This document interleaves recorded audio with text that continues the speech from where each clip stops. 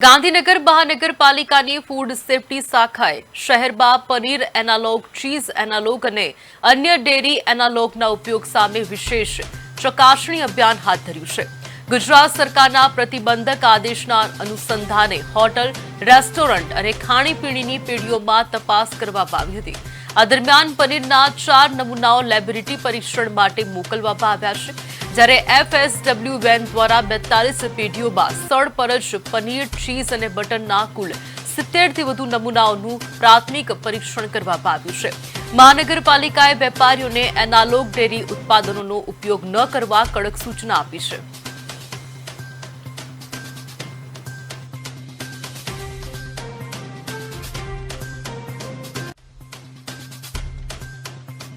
Food safety and standard act 2006 હેઠળ કાયદેસરની કાર્યવાહી હાથ ધરવામાં આવશે.